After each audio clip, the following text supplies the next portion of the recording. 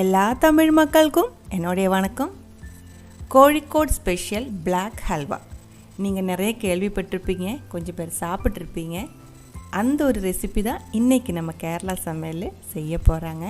இதோட main ingredient வந்துட்டு மைதா, வெல்லம், தேங்காய் எண்ணெய். ஈஸியாக செஞ்சு எடுத்துக்கலாம், ஆனால் ப்ரிப்பரேஷன் டைம் மட்டும் கொஞ்சம் அதிகமாகும். எப்படி செய்யலான்னு பார்க்கலாம். 300 கிராம் அளவுக்கு மைதா மாவு எடுத்துருக்கு. அதுக்குள்ளே வந்துட்டு தேவையான அளவுக்கு தண்ணி ஊற்றி இது மாவாக கொஞ்சம் பிசைஞ்சு எடுத்துக்கலாம். சப்பாத்தி மாவு மாதிரி ரொம்ப சாஃப்டாக ஸ்மூத்தாக இல்லை கொஞ்சம் கட்டி அந்த மாதிரி எதுவுமே வேண்டாம். இந்த மாதிரி ஜஸ்ட் மாவை மட்டும் பிசைஞ்சு எடுத்துக்கோங்க. ஒரு குழிவான பாத்திரத்தில் வச்சுக்கோங்க. அதுக்கப்புறம் அந்த பிசைஞ்சு வச்ச மாவுக்கு மேலே நிற்கிற வரைக்கும் தண்ணி ஊற்றிடலாம். மாவு ஃபுல்லாக அந்த தண்ணிக்குள்ளே தான் இருக்கணும். அதுக்கப்புறம் 8 மணி நேரம் மூடி வச்சுக்கோங்க. 8 மணி நேரத்துக்கு அப்புறம் நம்ம இது ஓப்பன் பண்ணி இது பிசைய போகிறேன். நல்லா ஊறிடுச்சு. அந்த தண்ணிக்குள்ளேயே வச்சு கையில் நல்லா சாஃப்டாக பிசைஞ்சு எடுத்துக்கோங்க. இப்போ இந்த மைதா மாவில் இருக்கிற அந்த மைதா பால் வந்து நமக்கு தனியாக பிரித்து எடுக்கணும். அதே மாதிரி இந்த மாதிரி வர்ற அந்த வேஸ்ட் இருக்குது இல்லைங்களா, ரப்பர் மாதிரி இருக்கும் மைதாவோட வேஸ்ட்டு, அது வந்து கொட்டணும். நல்லா அமர்த்தி பிசைஞ்சதுக்கப்புறம் நம்ம இது அரிச்செடுக்கணும். ஸ்ட்ரெயின் பண்ணி எடுக்கிறதுக்காக நான் கொஞ்சம் அகலமாக இருக்கிற ஒரு ஸ்ட்ரெயினர் தான் முதல்ல எடுத்துருக்கு. அப்போ அந்த பெரிய பெரிய வேஸ்டெல்லாம் ரிமூவ் பண்ணிடலாம். அதுக்கப்புறம் வர்றது கொஞ்சம் நெருக்கமாக இருக்கிற ஸ்ட்ரெயினர்லும் அரிச்சு எடுத்துருவேன்.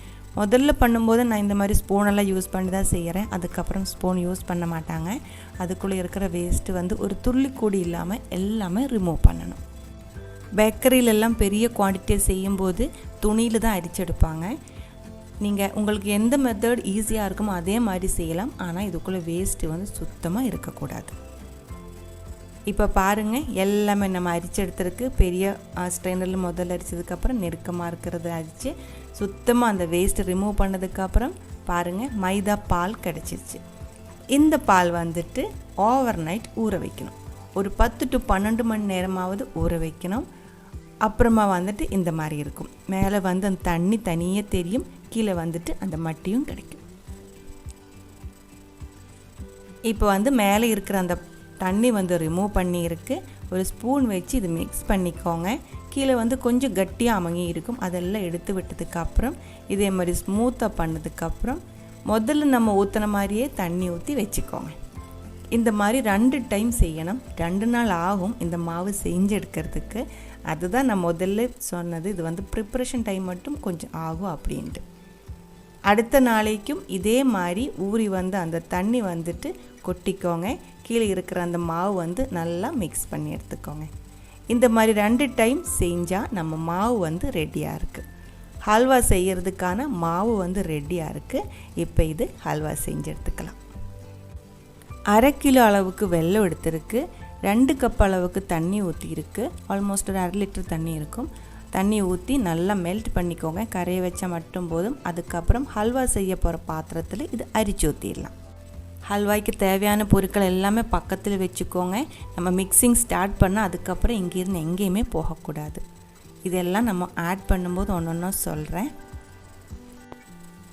வெல்லம் கொதிக்க ஆரம்பிக்கும் போது மிக்ஸ் பண்ணிக்கோங்க. அதுக்கப்புறம் ஒரு கையில் நம்ம ரெடி பண்ணி வச்ச மைதா மாவு வந்து மெதுவாக ஊற்றிக்கோங்க. ரொம்ப மெதுவாக கம்மியாக நூல் மாதிரி ஊற்றிக்கோங்க. ஒரு கையில் சீக்கிரம் மிக்ஸ் பண்ணிகிட்டே இருங்க. தீ வந்துட்டு கம்மி பண்ணி வச்சுக்கோங்க. மிக்சிங் ஸ்டார்ட் ஆனதுக்கப்புறம் மாவு ஊற்றினதுக்கப்புறம் இதே மாதிரி மிக்ஸ் பண்ணிகிட்டே இருக்கணும். கட்டி வராமல் பார்த்துக்கோங்க. எல்லாமே சாஃப்டாக கொஞ்சம் நேரத்துக்குள்ளே இதே மாதிரி திக்காக வர ஆரம்பிச்சிடும். நான் இப்போவுமே தீ லோ ஃப்ளேமில் தான் வச்சுருக்கேன். முடிகிற வரைக்கும் நான் லோ ஃப்ளேமில் வச்சு தான் இது ஃபுல்லாக செஞ்சு எடுக்கிறேன். பாருங்கள், கட்டி நல்லா கட்டி ஆயிடுச்சு, திக்காக இருக்குது. இப்போ வந்துட்டு இதுக்குள்ளே ஊற்றுறது வந்துட்டு 1/2 லிட்டர் அளவுக்கு தேங்காய் எண்ணெய். தேங்காய் எண்ணெய் எடுக்கும்போது ஃப்ரெஷ்ஷாக இருக்கிறத எடுத்துக்கோங்க. நல்ல மணமாக இருக்கிறத எடுத்துக்கோங்க. கெட்டு போன மணம் இருக்கிற தேங்காய் எண்ணெய் எடுக்காதீங்க. தேங்காய் எண்ணெய் ஊற்றி கொஞ்ச நேரத்துக்குள்ளே இந்த எண்ணெய் வந்து கொதிக்க ஆரம்பிச்சிடுவேன். அப்புறம் அந்த கொதிக்கிற எண்ணெய்க்குள்ளே இந்த ஹல்வா வந்து நல்லா பொரிஞ்சு நல்லா டார்க் கலராக இந்த மாதிரி திக்காக வர ஆரம்பிச்சிடும்.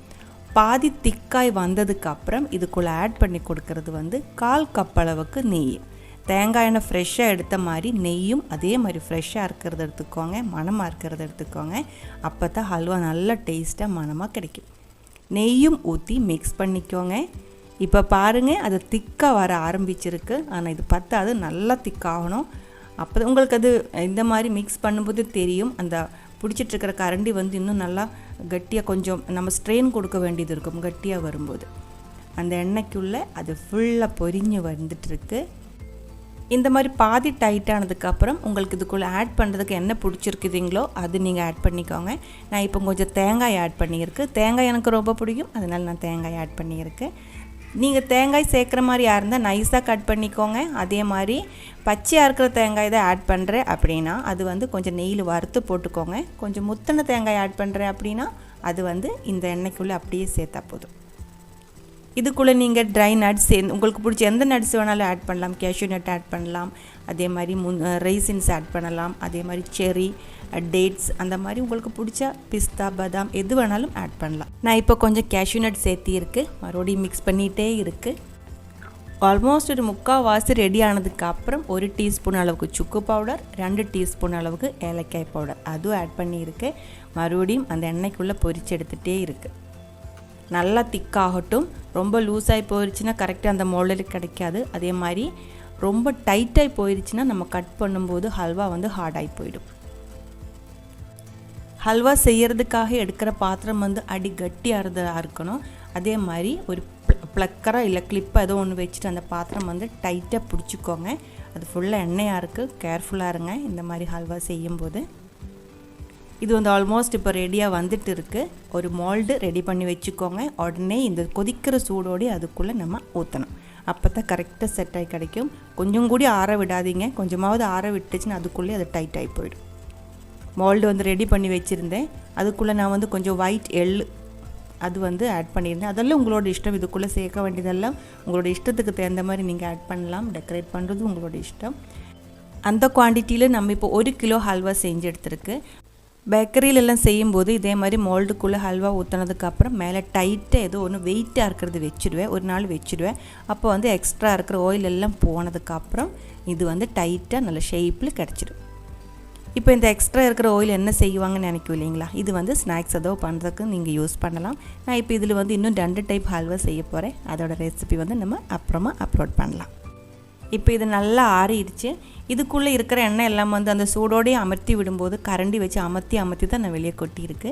நீங்கள் உங்களுக்கு வெயிட் வைக்க முடிஞ்சால் வச்சுக்கோங்க, இல்லை நல்லா அமர்த்தி விட்டு கூடி எண்ணெய் எடுத்துக்கலாம். சூடோடையே பண்ணிக்கோங்க. அது எல்லாமே ஆறினதுக்கப்புறம் இப்போ இது கட் பண்ணலாம். கரெக்டான அளவுக்கு சாஃப்டாக இருக்குது.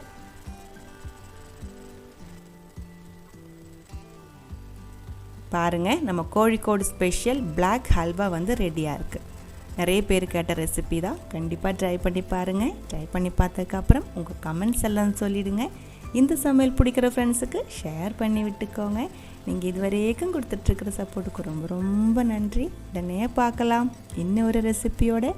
அது வரைக்கும் வணக்கம்.